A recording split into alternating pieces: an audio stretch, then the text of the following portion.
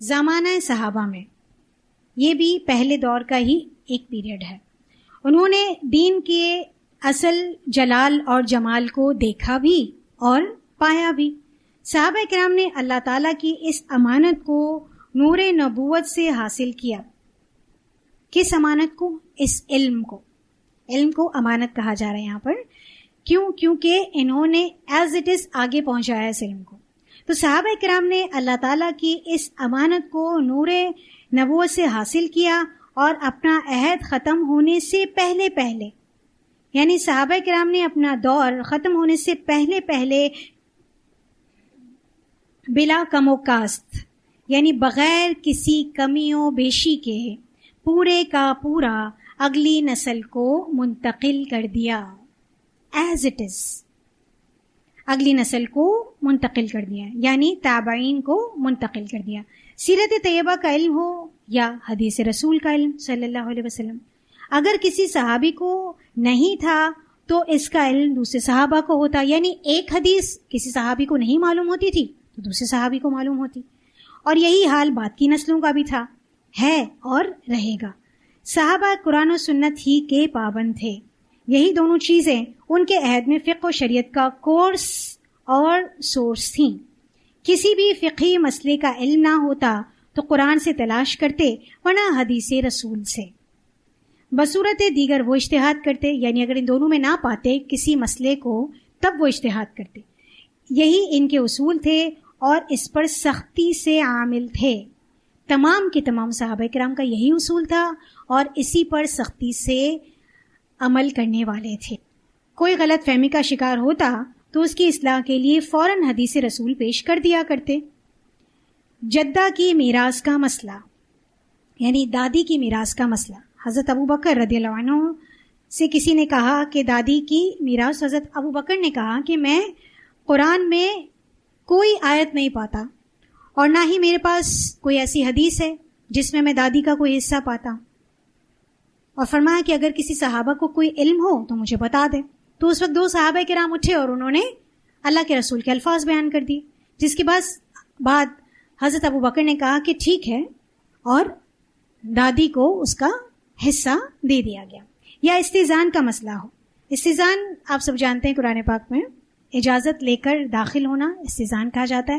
ہوا یہ تھا کہ حضرت ابو موسیٰ اشعری حضرت عمر کے دروازے پر گئے، 3 مرتبہ نوک کیا، اور وہ اپنی مصروفیت کی وجہ سے یا ہو سکتا ہے کسی وجہ سے انہوں نے دروازہ نہیں کھولا. حضرت ابو موسیٰ اشعری واپس جانے لگے. حضرت عمر نے دروازہ کھولا اور کہا کہ یہ کیا ابو موسیٰ، دروازہ کھٹکھٹایا اور جا رہے ہو؟ تو انہوں نے کہا کہ اللہ کے رسول صلی اللہ علیہ وسلم نے فرمایا ہے کہ 3 مرتبہ سے زائد کسی کا دروازہ کھٹکھٹایا نہ جائے. تو حضرت عمر نے کہا میں نے تو یہ نہیں سنا، گواہ لاؤ. تو وہ مسجد کی طرف گئے. حضرت ابو موسیٰ اشعری انہوں نے کہا کہ اس طرح معاملہ ہوا ہے، کوئی صحابی اگر گواہ ہے تو میرے ساتھ چلیں. اس وقت صحابہ اٹھے اور وہ حضرت ابو موسیٰ اشعری کے ساتھ حضرت عمر کے دروازے پر گئے اور کہا کہ ہم شہادت دیتے ہیں اس بات کی. تو حضرت عمر نے رجوع کر لیا. کسی نے کہا اے عمر، اللہ کے رسول صلی اللہ علیہ وسلم کے صحابہ پر جبار مت بنیے. تو کہتے ہیں میں جبار نہیں بن رہا، میں تو صرف اپنے دل کی تسلی چاہ رہا تھا، میں ان پر اعتراض نہیں کر رہا، میں صرف اپنے دل کی تسلی چاہتا ہوں کہ اللہ کے رسول کے کیا الفاظ اور کس کس نے سنے. اس کے علاوہ تعاون زدہ علاقے میں جانا ہو یا نکلنا. عبد الرحمن اور حضرت عمر فاروق، یہ بھی اس بارے میں ایک چیز آتی ہے کہ جہاں پر تعاون کا مرض پھیلا تھا تو حضرت عمر وہاں جانا چاہ رہے تھے. ان کے دور میں ایک جگہ پر تعاون کا مرض پھیلا تو وہ آپ سب جانتے ہیں کہ اپنی رعایا کے لیے کتنے فکر مند ہوا کرتے. تو کہتے میں وہاں جاؤں گا. حضرت عبد الرحمن بن عوف نے کہا کہ آپ صلی اللہ علیہ وسلم فرمایا ہے جس جگہ پر تعاون ہو وہاں کوئی نہ جائے اور وہاں سے کوئی نکل کر نہ آئے. تو آپ صلی اللہ علیہ وسلم کی اس حدیث کو حضرت عمر نے نہیں سنا تھا. جیسے انہوں نے سنا تو انہوں نے کہا اچھا یہ بات ہے، پھر وہ رک گئے. اس کے علاوہ اسی طرح کے سب فقہی مسائل تھے اور دیکھا دلیل کی طرف جاتا تھا. تو ابھی تھوڑی دیر پہلے اوپر ہم یہ بات پڑھ رہے تھے نا کہ اگر کسی صحابی کے پاس کوئی علم نہیں ہوتا تھا تو دوسرے صحابی کے پاس وہ علم ہوتا تھا. تو دوسرے صحابہ کرام اس وقت اس کو پیش کر دیا کرتے، اور جس کے پاس وہ علم نہیں ہوتا تھا تو شہادتوں کے ذریعے وہ اس علم کو مان لیا کرتا تھا. حضرت عمر نے حیات رسول صلی اللہ علیہ وسلم میں ھذا قضائی من لم یرضى بقضاء رسول اللہ صلی اللہ علیہ وسلم، یہ ایک واقعہ ہوا تھا جس کا یہ اسٹیٹمنٹ ہے حضرت عمر کا آپ صلی اللہ علیہ وسلم کے حیات رسول میں ہی، جو رسول اللہ صلی اللہ علیہ وسلم کے فیصلے سے خوش نہیں تو پھر عمر کا فیصلہ یہی ہے۔ اور یہ فیصلہ کیا تھا کہ ایک یہودی اور منافق آپ صلی اللہ علیہ وسلم کے پاس اپنا فیصلہ لے کر آئے۔ منافق نے سوچا کہ آپ صلی اللہ علیہ وسلم کہیں گے کہ یہ تو میرا ہی بندہ ہے، میں اس کے حق میں فیصلہ کرتا ہوں، اور یہودی کے حق میں فیصلہ نہیں سنائیں گے۔ آپ صلی اللہ علیہ وسلم نے فریقین کی گفتگو سنی اور یہودی کے حق میں فیصلہ دے دیا، کیونکہ آپ صلی اللہ علیہ وسلم منصف تھے۔ آپ یہ نہیں دیکھتے تھے کہ سامنے کون ہے، یہ دیکھتے تھے کہ انصاف کس کو ملنا چاہیے۔ آپ صلی اللہ علیہ وسلم نے فیصلہ دے دیا۔ بہرحال یہودی نے تو مان لیا، لیکن منافق نہیں مانا۔ اس نے کہا کہ مجھے اللہ کے رسول کا فیصلہ نعوذ باللہ منظور نہیں ہے۔ تو یہودی نے کہا تم نے ہی تو کہا تھا کہ ہم اللہ کے رسول صلی اللہ علیہ وسلم کے پاس فیصلہ لے کر جائیں گے، تو تمہاری بات میں نے مانی، اب تم انکار کر رہے ہو۔ تو وہ کہتے ہیں ہم عمر کے پاس جائیں گے۔ اس کے دل میں تھا کہ تو حضرت عمر تو یہودی کو دیکھ کر آگ بگولا ہو جائیں گے اور میرے ہی حق میں فیصلہ کریں گے۔ بہرحال دونوں حضرت عمر کے پاس گئے، دونوں نے اپنا جو مقدمہ تھا اس کو رکھا۔ حضرت عمر نے بھی یہی فیصلہ دیا، لیکن یہودی نے کہا کہ آپ سے پہلے ہم اللہ کے رسول صلی اللہ علیہ وسلم کے پاس گئے تھے اور انہوں نے یہی فیصلہ دیا تھا، لیکن اس نے انکار کیا اور اس نے کہا کہ جو عمر کا فیصلہ ہوگا میں وہ مانوں گا۔ تو حضرت عمر کہتے ہیں اچھا یہ بات ہے، پھر وہ اندر گھر میں جاتے ہیں اور تلوار لے کر آتے ہیں اور اس منافق کی گردن اڑا دیتے ہیں۔ پھر یہ کہتے ہیں کہ ھذا قضائی من لم یرضى بقضاء رسول اللہ صلی اللہ علیہ وسلم، جو رسول اللہ صلی اللہ علیہ وسلم کے فیصلے سے خوش نہیں تو پھر عمر کا فیصلہ یہی ہے۔ حضرت عمر نے یہ فیصلہ خود آپ صلی اللہ علیہ وسلم کی حیات طیبہ میں اس وقت کیا اور کہا، یعنی حضرت عمر نے یہ کہا اور اللہ نے اس کی تائید، اس فیصلے کی تائید، حضرت عمر کے اس فیصلے کی تائید 7ویں آسمان سے کر دی اور منافق کا خون ضائع قرار دیا۔ حالانکہ اس وقت بہت شور ہوا کہ یہ عمر نے کیا کیا، اپنے ہی لوگوں کی گردنیں اڑا رہا ہے، ہمیں تو دیت چاہیے۔ لیکن اللہ تعالیٰ نے ان کے اس فیصلے کی تائید کی اور منافق کے خون کو ضائع قرار دیا۔ اور یوں وَإِذَا قِيلَ لَهُمْ تَعَالَوْا إِلَىٰ مَا أَنزَلَ اللَّهُ وَإِلَى الرَّسُولِ رَأَيْتَ الْمُنَافِقِينَ يَصُدُّونَ عَنْكَ صُدُودًا، اور جب انہیں کہا جاتا ہے کہ آؤ اس چیز کی طرف جو اللہ نے اتاری ہے اور اس کے رسول کی طرف، تم دیکھتے ہو کہ منافق آپ سے پرے بھاگتے ہیں، آپ سے دور بھاگتے ہیں، آپ کے فیصلے کو قبول نہیں کرتے۔ یہ آیت نازل کر کے حضرت عمر کے فیصلے کی تائید کر دی اور کہہ دیا کہ جو ایسا کرتا ہے وہ منافق ہے۔ یہ سورۃ نساء کی آیت تھی۔ سیدنا عمر رضی اللہ عنہ کے اجتہادات کو درست قرار دیا کہ رسول اللہ صلی اللہ علیہ وسلم کے فیصلے یا اس کی نص یعنی ٹیکسٹ کے ہوتے ہوئے کسی اور کی بات، فیصلہ یا مسئلہ نہیں مانا جا سکتا۔ آپ سب جانتے ہیں کہ حضرت عمر قرآن و حدیث کے معاملے میں بہت سخت تھے۔ ابن عمر نے کہا، یہ دوسرا واقعہ ہے جو حضرت عمر کے دور میں تھا کہ حضرت عمر نے اپنے دور میں دیکھا کہ لوگ صرف اور صرف حج تمتع ہی کر رہے ہیں، تو انہیں ڈر ہوا کہ کہیں حج قران اور حج افراد ختم نہ ہو جائے، تو انہوں نے ایک آرڈیننس پاس کیا کہ اگلے سال کوئی بھی حج تمتع کا احرام نہ باندھے اور اگلے سال سب حج قران کا احرام باندھ کر آئیں گے۔ بہرحال اگلا سال آیا اور لوگوں نے احرام باندھ لیا کہ خلیفۃ المسلمین کا حکم ہے تو ہم یہ والا احرام باندھیں گے۔ ان کے بیٹے نے بھی یہ حکم سنا اور ان کے بیٹے نے بھی مسجد میں اپنے والد صاحب کے پیچھے باجماعت نماز ادا کی۔ امام تھے وہ حضرت عمر، اور ان کی قیادت میں نماز ادا کی ابن عمر نے اور احرام باندھا اور کہتے ہیں لبیک حجن بتمتع، سب قران کر رہے ہیں، آرڈیننس قران کا ہے اور ان کے اپنے بیٹے حج تمتع کا احرام باندھنے ہیں۔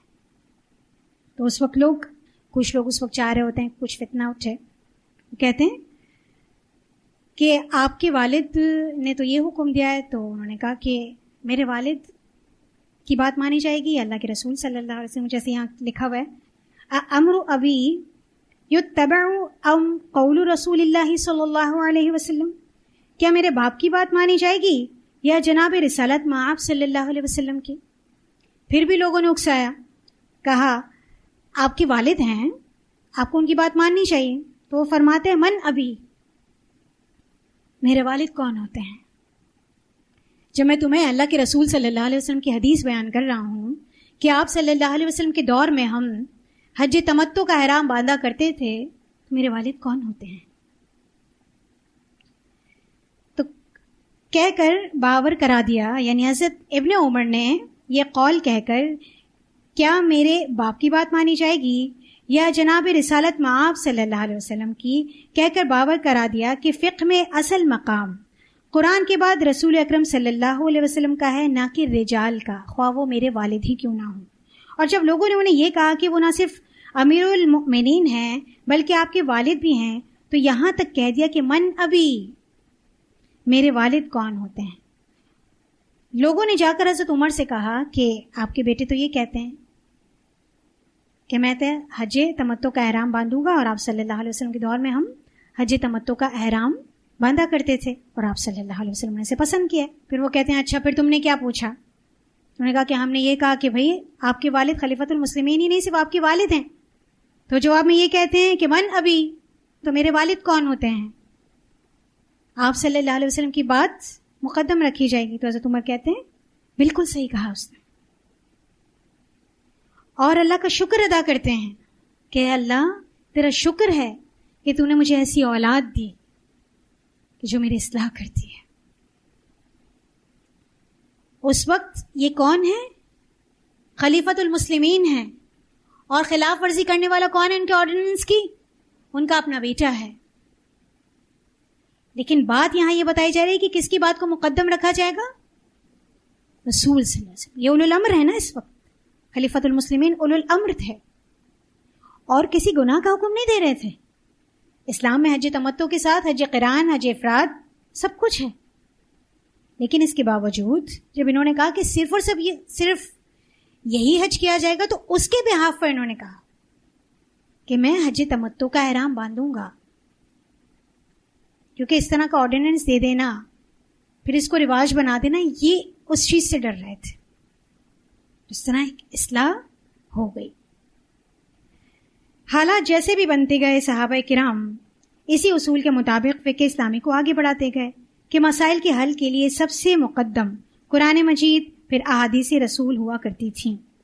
مثلاً آپ کی وفات پر یہ مسئلہ کھڑا ہوا کہ آپ کو کہاں دفنایا جائے. مختلف لوگوں کی آراء سامنے آتی گئیں. کچھ لوگوں نے کہا کہ انبیاء کا مسکن اور مدفن ہے بیت المقدس، تو وہاں دفنایا جائے. کچھ لوگوں نے کہا جنت البقیع میں. کچھ لوگوں نے دوسری رائے دی. لیکن حضرت ابو بکر نے کہا کہ آپ صلی اللہ علیہ وسلم نے فرمایا ہے کہ جہاں پر نبی کی وفات ہوتی ہے وہی جگہ نبی کا مدفن ہوا کرتی ہے. تو اس دلیل کے ذریعے اس مسئلے کو سلجھایا گیا.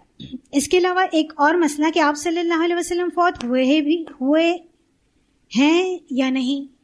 اس وقت آپ سب جانتے ہیں حضرت عمر اس بات کو نہیں مان رہے تھے، بلکہ جو بھی یہ کہتا کہ حضرت محمد صلی اللہ علیہ وسلم وفات پا گئے ہیں، میں اس کی گردن اڑا دوں گا. اس وقت حضرت ابو بکر نے سمجھانے کی کوشش بھی کی، لیکن وہ سمجھنے کی سچویشن میں نہیں تھے. تو حضرت ابو بکر نے مختصراً خطبہ بیان کیا، اور اس میں ایک آیت بھی تھی آل عمران کی، وَمَا مُحَمَّدٌ إِلَّا رَسُولٌ قَدْ خَلَتْ مِن قَبْلِهِ الرُّسُلُ أَفَإِن مَاتَ أَوْ قُتِلَ انقلبتم عَلَىٰ أَعْقَابِكُمْ، کہ محمد صلی اللہ علیہ وسلم ایک رسول ہیں جس سے پہلے رسول ہوا کرتے تھے. اگر وہ فوت ہو جائیں تو کیا آپ اپنے ایڑیوں کے بل پھر جائیں گے؟ تو حضرت عمر نے کیا کہا تھا کہ یہ آیت مجھے یاد بھی تھی، میں نے پڑھی ہوئی بھی تھی، لیکن اس کے باوجود مجھے ایسا لگ رہا تھا کہ یہ آیت آج نازل ہوئی. تو اس وقت بھی کیا لائے گئے؟ دلیل لائی گئی. دلیل سنتے تو وہ ٹھنڈے ہو جاتے، اپنی سوچ کو، اپنے فیصلے کو تبدیل کر لیا کرتے تھے. اس کے بعد آپ صلی اللہ علیہ وسلم کے بعد خلیفہ کون بنے گا، یہ بھی ایک مسئلہ تھا. اس وقت بھی مختلف آراء ہو گئی. کچھ لوگوں نے کہا کہ خاندان بنو ہاشم میں سے بنے گا، کچھ لوگوں نے کہا قریش میں سے، کچھ لوگوں نے کہا کہ انصار میں سے. بہرحال ابھی انصاریوں نے سعد بن عبادہ کو خلیفہ بنانے کا فیصلہ کر ہی لیا تھا کہ جہاں حضرت عمر اور حضرت ابو بکر اور کچھ جلیل القدر صحابہ موجود تھے، وہاں پر لوگ آئے، انہوں نے کہا کہ ہر چیز چھوڑیے اور سب سے پہلے وہاں پہنچیے کہ لوگ خلیفۃ المسلمین کا اعلان کرنے ہی والے ہیں، ایسا نہ ہو کہ اعلان ہو جائے اور ہم بعد میں کچھ نہ کر سکیں۔ تو سارے کام اس وقت چھوڑے گئے اور وہاں پہنچے تو وہاں پر حضرت سعد بن عبادہ سے حضرت ابو بکر نے کہا کہ آپ کو یاد نہیں کہ ایک مرتبہ ہم سب بیٹھے تھے اور آپ صلی اللہ علیہ وسلم نے فرمایا تھا الائمۃ بالقریش، امامت قریش سے ہوگی، امام کی کوالٹی اللہ تعالیٰ نے قریش کو دی ہے، تو اس وقت خلیفہ قریش میں سے ہوگا۔ اور میں سمجھتا ہوں اس وقت سب سے بہتر حضرت عمر ہیں، جس کو آپ سب اپنا خلیفہ تسلیم کریں، لیکن حضرت عمر کہتے ہیں کہ اس وقت سب سے بہتر اے ابو بکر آپ ہیں، میں بیعت کرتا ہوں کہ آپ خلیفۃ المسلمین ہیں۔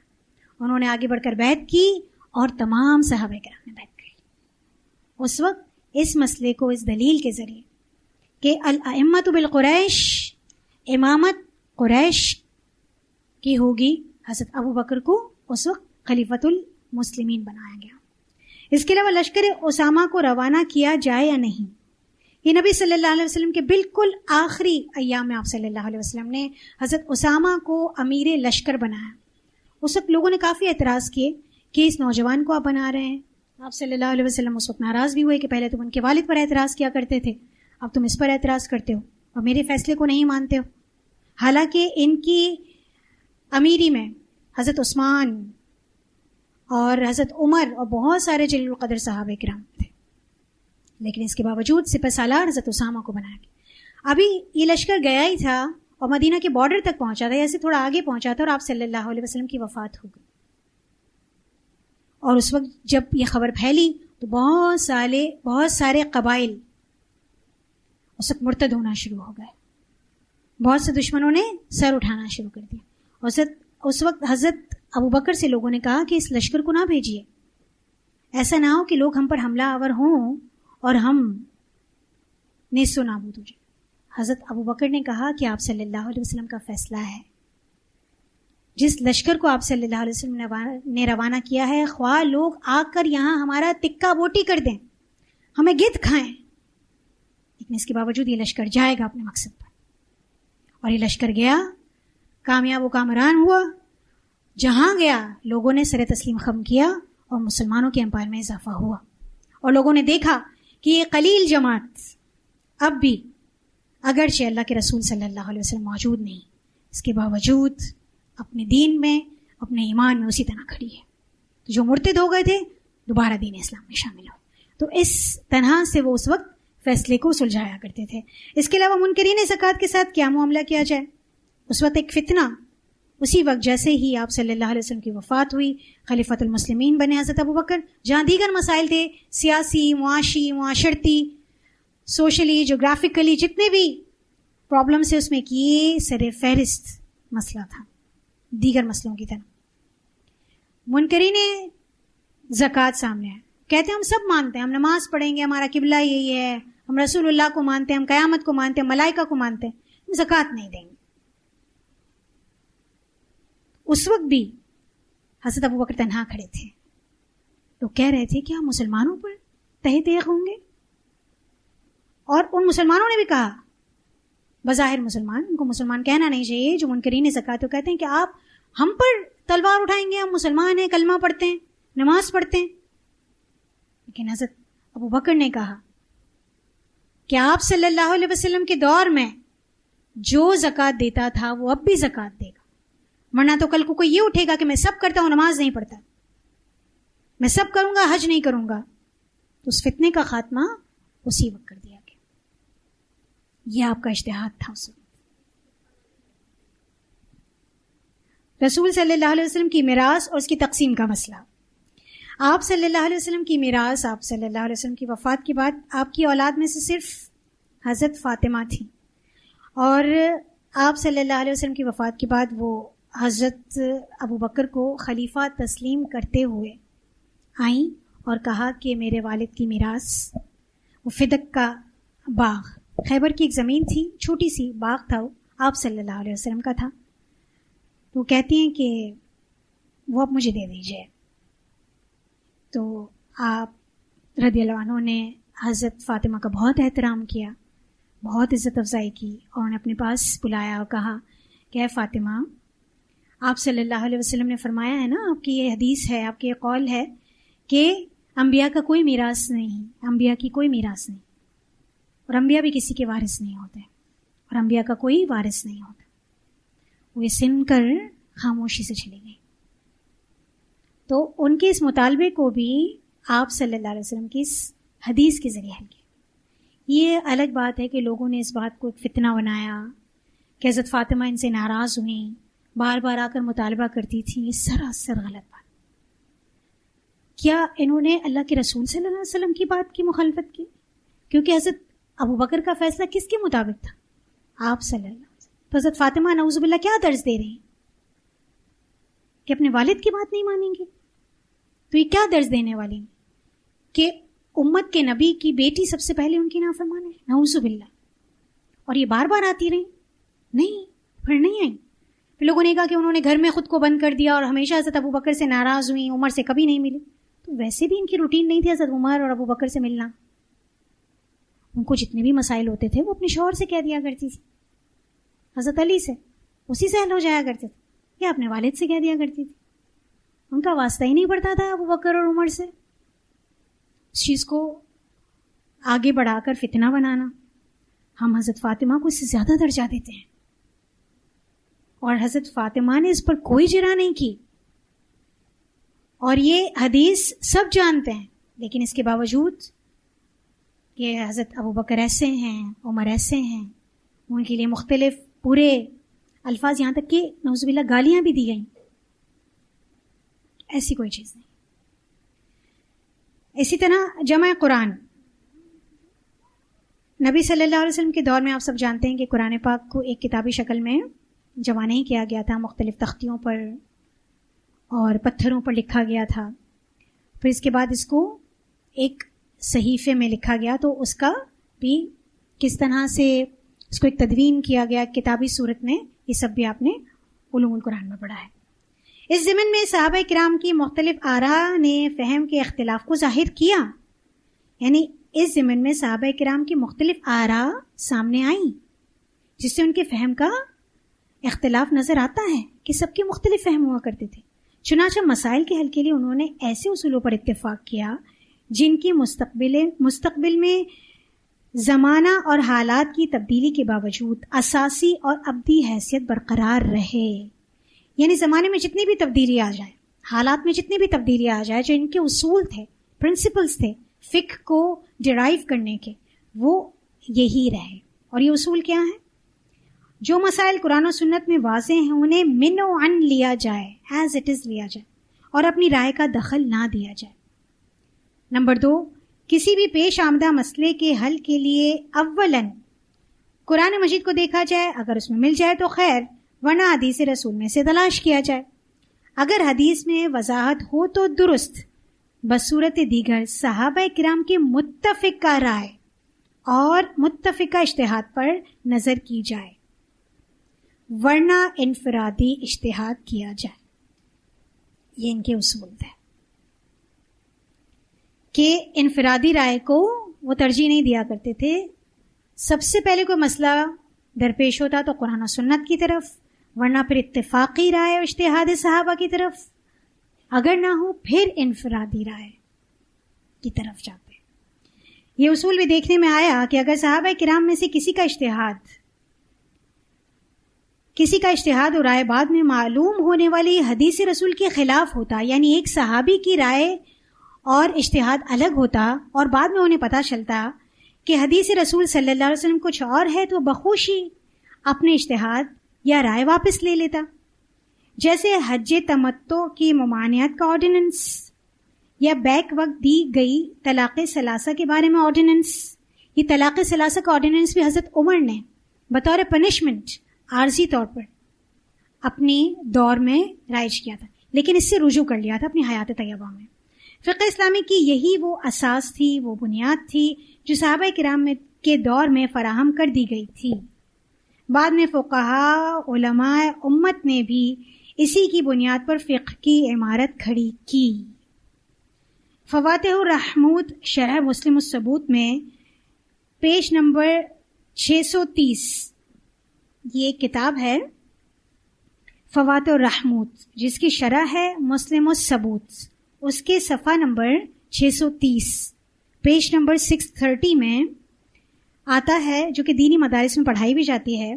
اجمع الصحابۃ علی ان من استفتى ابا بکر وعمر امیر المؤمنین فله ان يستفتي ابا هريرة ومعاذ بن جبل وغيرهما ويعمل بقولهم بغیر نکیر، یعنی صحابہ کرام کا اس بات پر اجماع ہے کہ جو شخص ابو بکر اور عمر رضی اللہ عنہما سے فتویٰ پوچھے وہ ابو ہریرہ اور معاذ بن جبل رضی اللہ عنہما اور ان کے سوا دیگر حضرات سے بھی بغیر کسی ہچکچاہٹ کے فتوے پوچھ کر عمل کر سکتا ہے، کسی کو اس سے انکار نہیں۔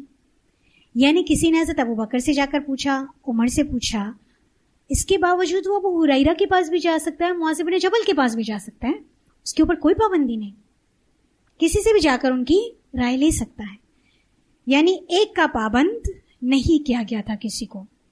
شاہ ولی اللہ محدث دہلوی الانصاف صفحہ نمبر 59 میں فرماتے ہیں، قال ابن الحمامی فی آخر التحریری، ابن حمام تحریر کے آخر میں بیان فرماتے ہیں، کانوا یستفتون مرۃ واحدا ومرۃ غیرہ غیر ملتزمین مفتیا واحدا۔ ابن الہام نے التحریر کے اخیر میں لکھا ہے کہ اسلاف کبھی کسی سے فتوے پوچھتے اور کبھی کسی سے، ایک مفتی کو انہوں نے لازمی نہیں پکڑا ہوا تھا، یعنی ایک ہی مفتی کو لازم نہیں پکڑ کے رکھا تھا، کبھی کسی سے پوچھ لیتے کبھی کسی سے پوچھ لیتے۔ جن مسائل میں احادیث صحیحہ موجود ہوتی تھیں اور ان میں بظاہر باہم کوئی تعارض نہیں تھا، کوئی کنٹروڈکشن نہیں تھا، ان کے مطابق فتویٰ دینا صحابہ کے لیے آسان کام تھا۔ مشکل وہاں تھی جہاں سرے سے کوئی حدیث ہی موجود نہ تھی۔ ایسے مسائل کی تدوین کا پہلا طریقہ جو ان کے نزدیک تھا وہ کیا تھا؟ استنباط اور اجتہاد تھا۔ اس میدان میں صرف سیدنا عمر، علی، ابن عباس اور ابن مسعود رضی اللہ عنہم ہی خاص طور پر ممتاز تھے۔ شاہ ولی اللہ محدث دہلوی رحمہ اللہ فرماتے ہیں، وَأَمَّا غَيْرُ هَؤُلَاءِ الْأَرْبَعَةِ فَكَانُوا يَرَوْنَ دِلَالَةً وَلَكِنْ مَا كَانُوا يُمَيِّزُونَ الرُّكْنَ وَالشَّرْطَ مِنَ الْآدَابِ وَالسُّنَنِ وَلَمْ يَكُنْ لَهُمْ قَوْلٌ عِنْدَ تَعَارُضِ الْأَخْبَارِ وَتَقَابُلِ الدَّلَائِلِ إِلَّا قَلِيلًا كَابْنِ عُمَرَ وَعَائِشَةَ وَزَيْدِ بْنِ ثابت رضی اللہ عنہم۔ ان چاروں کے علاوہ، یہ کون چار جو اوپر نام آئے ہیں؟ سیدنا عمر، علی، ابن عباس اور ابن مسعود رضی اللہ عنہ۔ ان چاروں کے علاوہ دیگر صحابہ بھی حدیث کے مطلب کو ضرور سمجھتے تھے، لیکن وہ ارکان، شروط، آداب اور سنن میں امتیاز نہیں رکھتے تھے۔ جن روایات میں تعارض ہوتا یا متضاد دلائل پائے جاتے ان میں بہت کم گفتگو فرماتے تھے، جیسے ابن عمر، عائشہ رضی اللہ عنہا، زید ابن ثابت رضی اللہ عنہم۔ یعنی کوئی مسئلہ ہے جس کی ایک دلیل میں ہاں ہے اور ایک میں نہ، تو یہ صحابہ کرام خاموش رہا کرتے تھے، کم گفتگو فرمایا کرتے تھے۔ دوسرا طریقہ کیا تھا صحابہ کرام میں؟ دوسرا طریقہ یہ تھا کہ جو مسائل پیش آتے ان کے متعلق غور و فکر کئی دن کرتے رہتے۔ یعنی کوئی ایسا مسئلہ ہوتا جس کا فوری حل نہ نکل سکتا، کوئی قرآن کی آیت، حدیث یا سب مل کر بھی اس مسئلے کا فوری طور پر حل نہ نکال سکتے تھے، تو کیا طریقہ کار تھا کہ ان کے متعلق غور و فکر کئی دن کیا کرتے رہتے تھے تاکہ وہ حل ہو جاتے۔ بہت سے مسائل باہمی مشورے سے حل کر لیتے۔ اس طریقے کی ابتدا کہ باہمی مشورہ کر کے مسئلے کو حل کیا جائے، اس کی ابتدا سیدنا ابو بکر نے کی اور جناب فاروق اعظم نے اسے پروان چڑھایا کہ اس طریقے کو رائج کیا جائے، اور اس کو پروان چڑھایا۔ اس کے لیے انہوں نے بہت سی کمیٹیاں بھی بنائیں جس میں وہ صحابہ کرام سے مشورہ کیا کرتے تھے، جو اس وقت کے حالات تھے، اس وقت جو ان کو ڈیسیشنز لینے ہوتے تھے، جو سولوشنز نکالنے ہوتے تھے، جو پنشمنٹس دینی ہوتی تھیں، ان سب میں خود اپنی ذاتی رائے کو فوقیت نہیں دیتے تھے. تو جس کی بنیاد، جس کی ابتدا حضرت ابو بکر نے کی تھی، اس کو پروان کس نے چڑھایا؟ سیدنا عمر فاروق نے. یہاں تک رکھتے ہیں الحمدللہ. ہمارا یہ پہلا جو دور ہے وہ ابھی یہاں تک ہمارا مکمل ہوا ہے. ٹھیک ہے، چلیں جی، اس کو آپ پڑھ کر آئیں گے. اس میں سے کچھ سمجھ نہ آیا ہو تو آپ ضرور پوچھ لیں گے. اگلی کلاس میں ہم آگے سے پڑھیں گے انشاءاللہ. وآخر دعوانا ان الحمد للہ رب العالمین. سبحانک اللہم وبحمدک، نشہد ان لا الہ الا انت، نستغفرک ونتوب